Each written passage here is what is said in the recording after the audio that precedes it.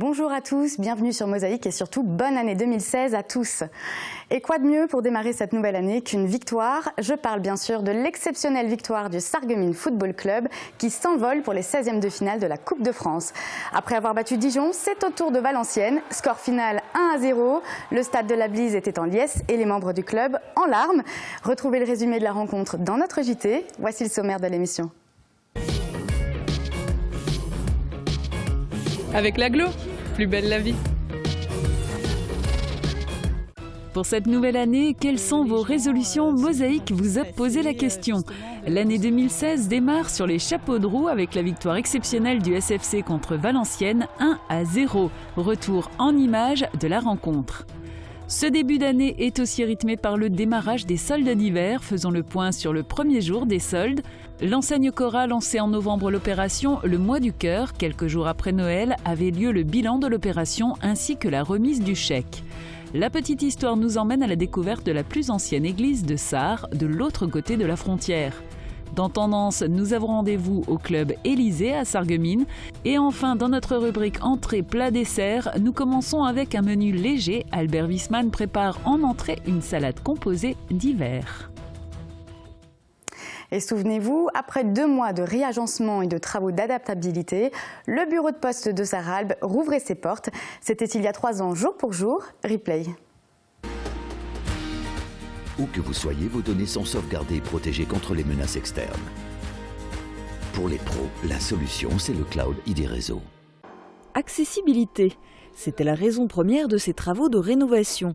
130 000 € d'investissement et 2 mois de travaux auront été nécessaires. Le bureau de poste de Sarralbe est désormais accessible à tous.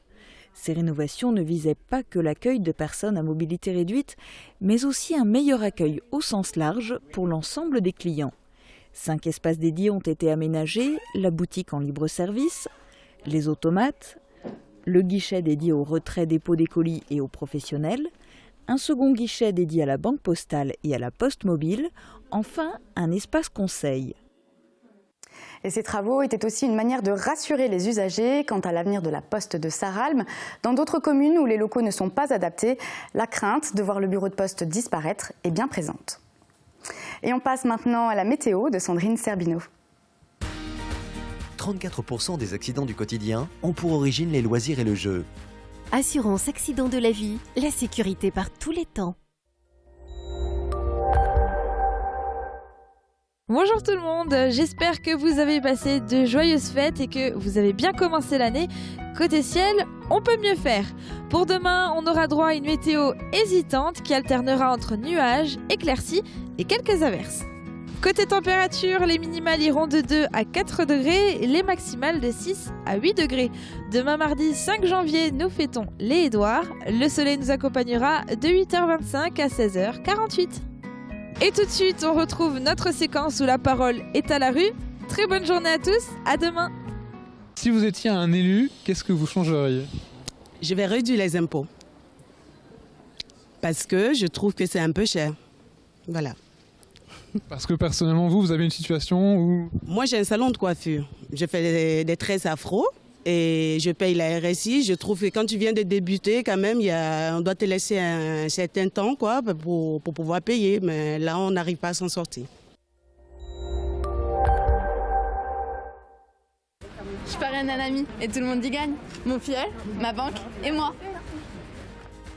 Au Crédit Mutuel, un client satisfait rayonne. On passe à la revue de presse. En page régionale, le Républicain lorrain évoque les premiers tiraillements qui interviennent au sein de la majorité Richert. Ce matin, à Strasbourg, aura lieu la séance d'installation de Philippe Richert à la tête de la région, avec certainement les premiers désaccords, puisque celui-ci souhaite nommer un socialiste à la commission des finances. Chez nos voisins, c'est Florian Philippot qui fait l'actualité.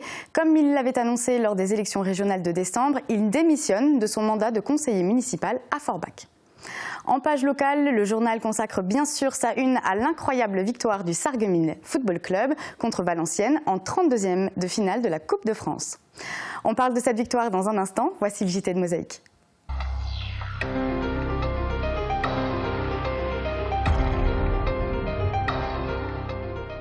Et toujours plus de sport sur Mosaïque. Je vous le disais, Sarreguemines Football Club a battu Valenciennes lors des 32e de finale de la Coupe de France.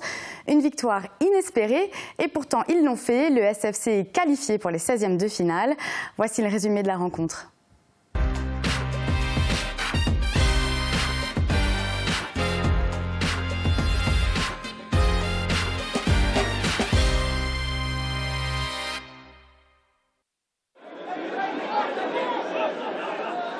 Nouvelle victoire pour le Sarreguemines Football Club.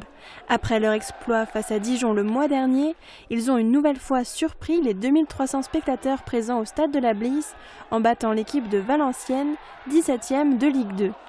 Sur le papier, les nordistes auraient dû gagner le match, mais la persévérance des footballeurs faïenciers a porté ses fruits.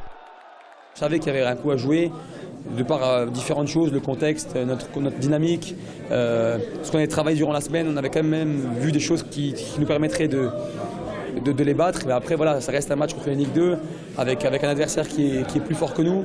Cette équipe-là, on l'a rejoue 10 fois, on perdait seulement 9 fois, donc on y croyait beaucoup.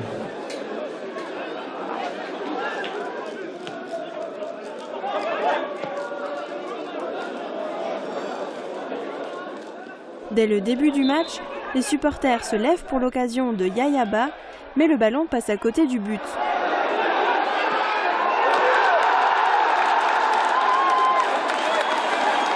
Après des frappes du côté de Valenciennes, c'est le but pour Sarreguemines à la 20e minute. Hassan Mbarki profite de l'erreur de la défense valenciennoise pour s'approcher du but. Le gardien Perkis s'avance et voit la balle passer entre ses jambes.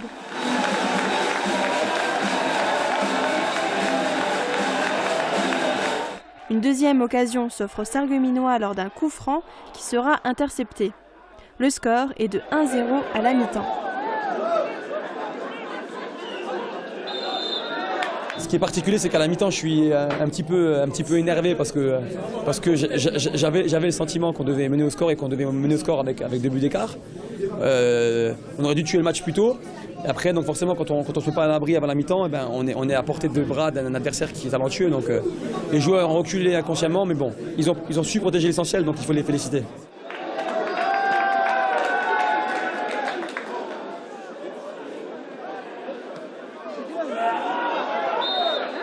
Lors de la deuxième mi-temps, les nordistes ne lâchent pas le ballon. Ils ont plusieurs occasions de marquer, mais le gardien sarregueminois Trimborn ne laisse rien passer. Les minutes défilent, et même si Valenciennes mène la danse sur le terrain, c'est le SFC qui mène toujours au score. C'est pas anodin de battre une équipe de ce niveau-là. En plus, je pense que c'est globalement mérité, quand on regarde le nombre d'occasions qu'on a obtenues par rapport aux leurs. Donc c'est un sentiment vraiment d'accomplissement parce qu'on gagne, on fait un exploit au niveau du résultat. Mais en plus, je pense que même si on n'a pas été très bon dans la maîtrise défensive en deuxième mi-temps, je pense quand même que la victoire elle est méritée. Les supporters de Sarreguemines ne tiennent plus en place jusqu'au coup de sifflet final. Le SFC l'emporte 1-0 contre l'équipe de Ligue 2. Eh ben on a trop crié, on n'a plus de voix. Mais nous on arrive de Longjuil, on est voisins, on connaît le président, on est heureux pour le président, le Christophe, pour son club et tout. Et aujourd'hui on était bleus. Et nous normalement à Longjuil on est en rouge. Hein.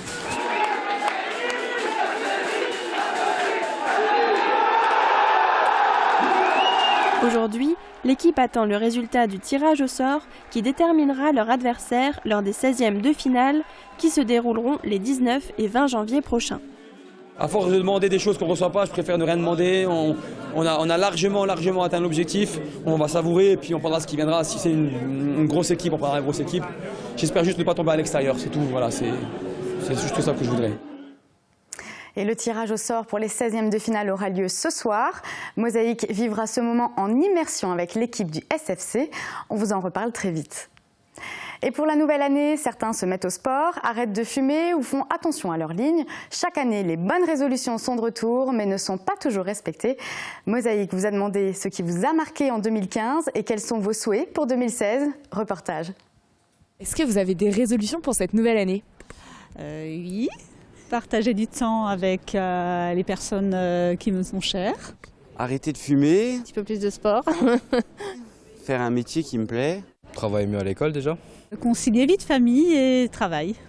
Et puis ça sera déjà pas mal. Hein. D'essayer de moins être individuel, de pouvoir écouter les gens et surtout ne pas rester seul dans sa petite bulle.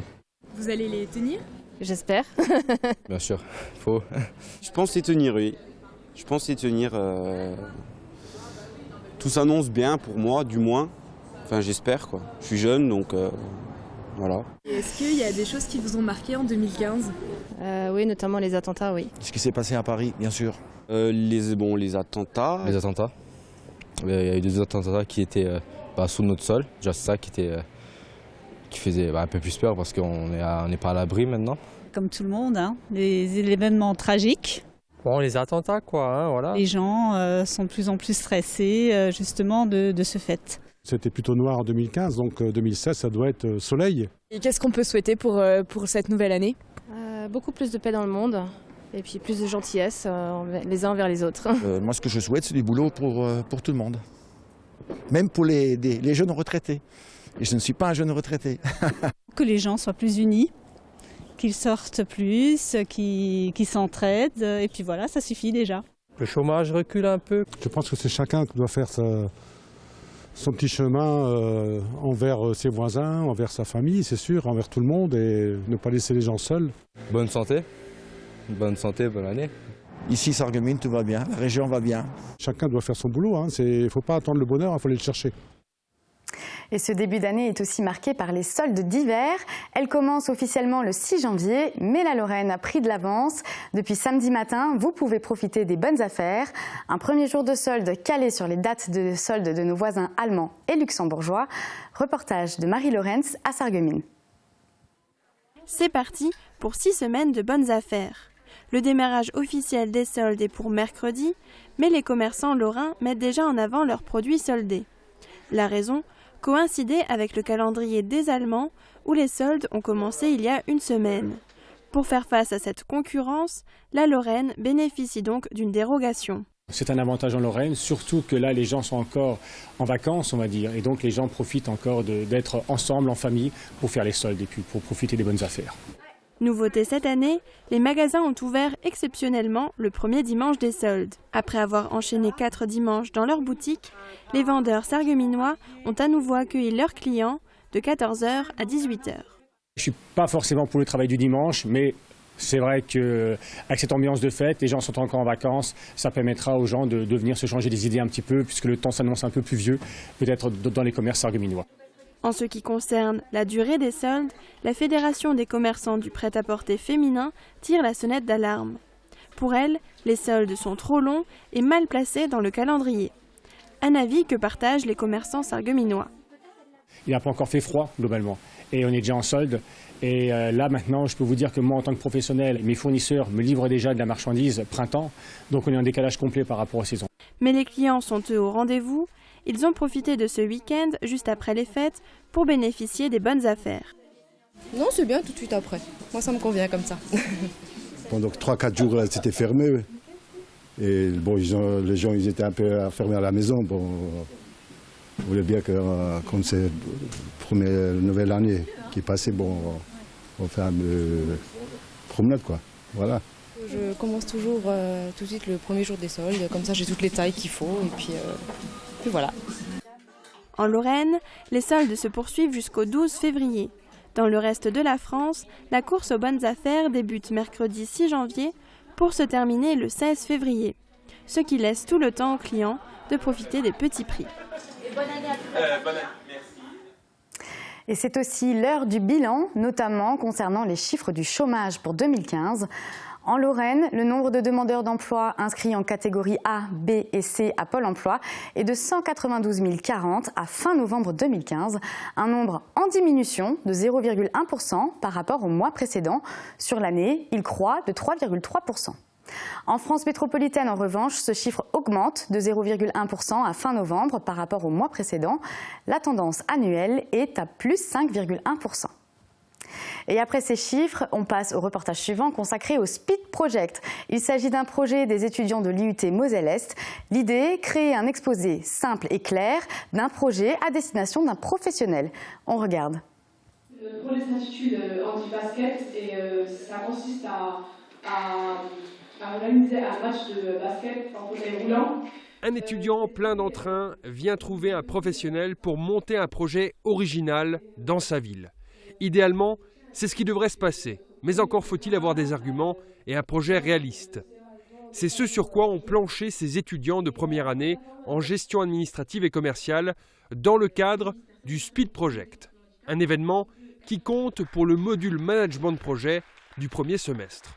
Les idées étaient tellement intéressantes que j'ai préféré réorganiser l'enseignement pour justement leur donner une chance en fait à ce que chaque équipe étudiante trouve un débouché professionnel dans leur propre concept. Speed Project est avant tout une rencontre entre étudiants et professionnels pour mettre en place un projet tutoré en deuxième année du DUT GACO.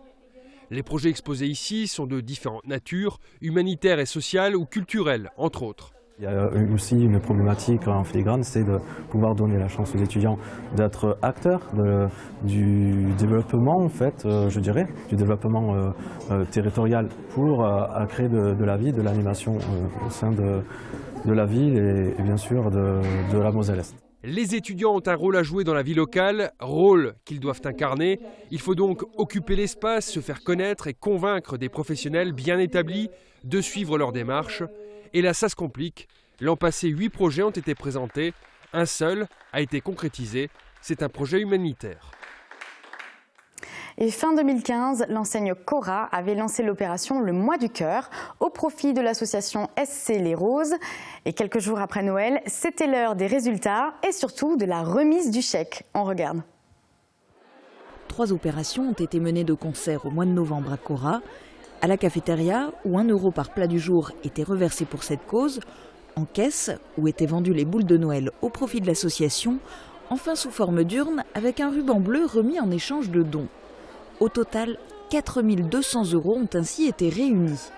Un beau cadeau pour l'association SC Les Roses, dont la trésorière travaille elle-même à Cora et dont son mari, le président, Manfred Huy, est atteint par la sclérose en plaques. Alors, très surprise parce qu'un tel montant, bien sûr que non, on ne s'y attend pas, quoi. Nous, on pensait entre 1 000, 1 500, 2 000 € maximum, mais là, 4 200 €, c'est beaucoup d'argent, quoi. En plus, je veux dire, ça vient vraiment d'un élan de générosité et je trouve ça vraiment formidable, quoi. Une bonne partie va être reversée à la Ligue à Paris et on va garder un petit fonds pour refaire autre chose l'année prochaine, quoi. Parce que le tout, c'est pas de faire une fois et arrêter, quoi. C'est vraiment de faire des petites actions tous les ans pour renflouer les caisses et après aider les gens qui sont comme nous dans le besoin, quoi. Face à la maladie, quoi. Quant à l'enseigne Cora, le directeur du magasin de Sarreguemines veut renouveler le Mois du Cœur en 2016 au profit d'une autre cause pas encore définie. Voilà, c'est la fin de notre JT. Restez avec nous pour la suite de l'émission. On part à la découverte de la plus ancienne église de Sarre et on a rendez-vous au Club Élysée à Sarreguemines.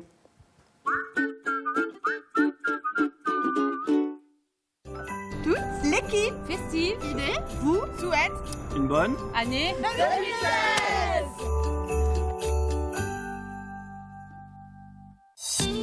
New Fitness à Sarreguemines, c'est 2000 m² de vitalité et 15 ans d'expérience à votre service. À votre disposition, une équipe dynamique et professionnelle qui vous fera découvrir les nombreuses activités disponibles. Zumba, Fit Crossing et le tout nouveau Fit Jumping. Passionnés de sport, nos coachs diplômés d'État se feront un plaisir de vous accompagner. New Fitness, le club de sport à Sarreguemines. Chez Pfirsch Menuiserie, on touche du bois et on vous souhaite une heureuse année 2016. Vive le bois et bonne année 2016.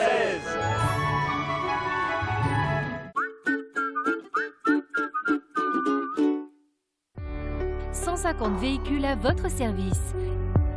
AVS. Notre métier, vous accompagner.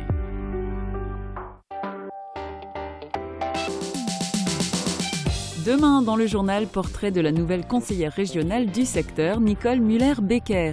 Élue en décembre sur la liste de l'Union de la droite et du centre de Philippe Richert, elle siège pour la première fois au conseil régional.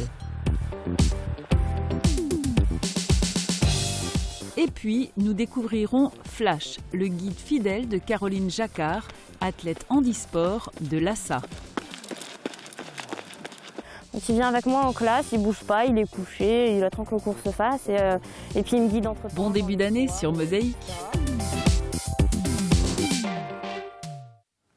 Cette semaine, la petite histoire nous emmène à la découverte de la plus ancienne église de Sarre et elle se trouve de l'autre côté de la frontière, à Rheinheim. Regardez.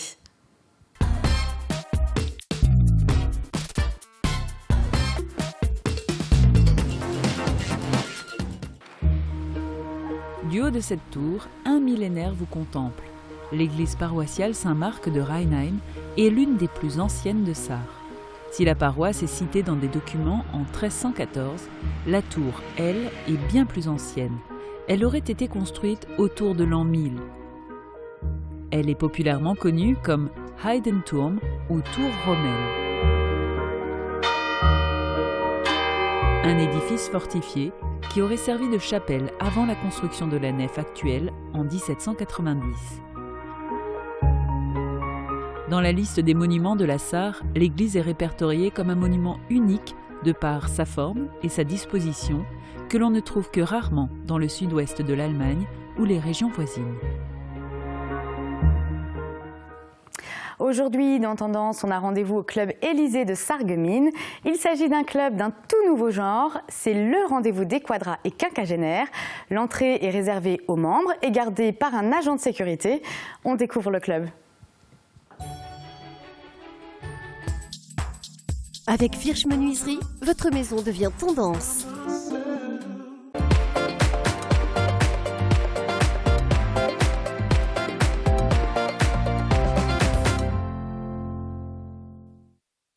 Salut tout le monde, je m'appelle Bertrand Floder et je viens d'ouvrir à Sarreguemines un club privé, 20 rue Nationale, et ce club s'appelle le Club Élysée. Ça m'a pris comme ça d'un seul coup. Bon, je suis revenu à ce nom parce que dans le temps c'était très connu des Sarregueminois, c'était agréable, ça marchait bien, il n'y avait jamais de soucis, c'était connu de tout le monde. Et cette ambiance-là, je voudrais absolument la recréer et refaire un club de bien-être où on se sent bien. Alors ce club sera sécurisé par des agents de sécurité de ma boîte de sécurité en fait, et ce sera ouvert le mercredi, le jeudi, le vendredi, le samedi, peut-être le dimanche, on va étudier ça, de 18h à 2h du matin. J'ai travaillé à pas mal de portes de bars. Et il faut quand même avouer que c'est un petit peu compliqué dans certains endroits de pouvoir sortir calmement. Donc je partais du principe que si on crée un club où on se retrouve entre gens qui ont les mêmes envies, c'est-à-dire s'amuser et passer du bon temps ensemble, il faut créer un club et sélectionner un petit peu l'entrée et sécuriser surtout l'entrée. C'est un club privé, c'est-à-dire que l'accès est réservé aux membres du club. Donc les gens auront des cartes de membres et seuls les membres pourront accéder au club.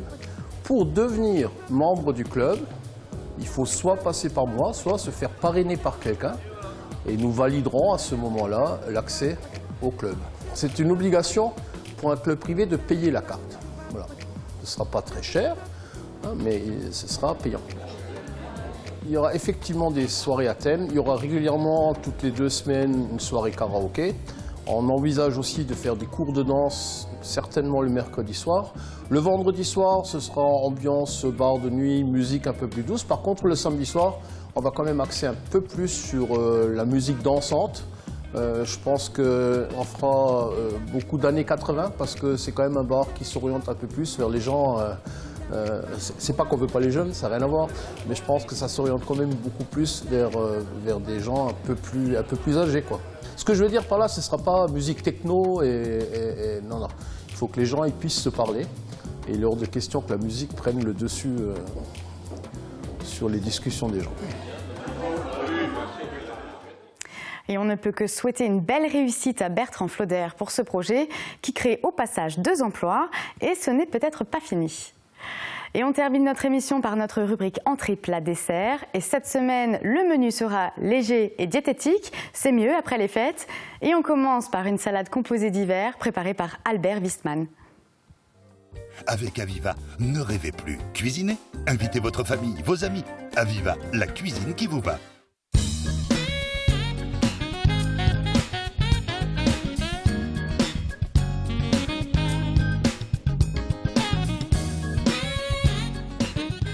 Chers amis de Télémosaïque, bonjour. Pour commencer, je voudrais vous souhaiter une bonne et heureuse année 2016, avec tout ce qui va avec, naturellement.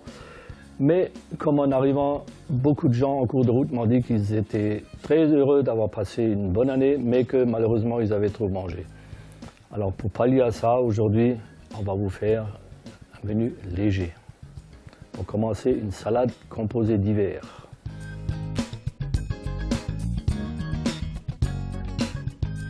Pour commencer, épluchez, lavez et râpez le céleri et la pomme.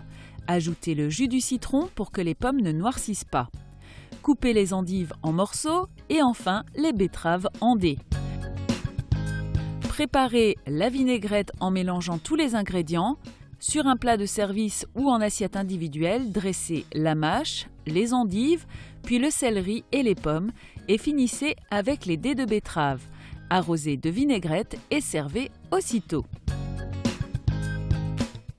Pour réaliser cette recette pour 4 personnes, il vous faudra 100 g de betterave rouge cuite, 100 g de céleri rave, 200 g d'endives, 150 g de pommes granny, un citron, de la mâche et pour la vinaigrette, 2 cuillères à soupe de vinaigre, 1 cuillère à café de moutarde, 2 cuillères à café de raifort, du persil, de l'estragon, du paprika, du sel et du poivre.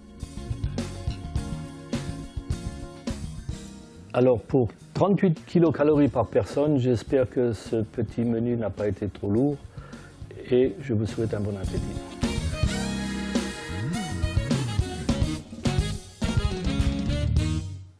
Voilà, c'est la fin de notre émission. Merci de l'avoir suivi. Encore une fois, très bonne année 2016 à tous. Très bonne journée.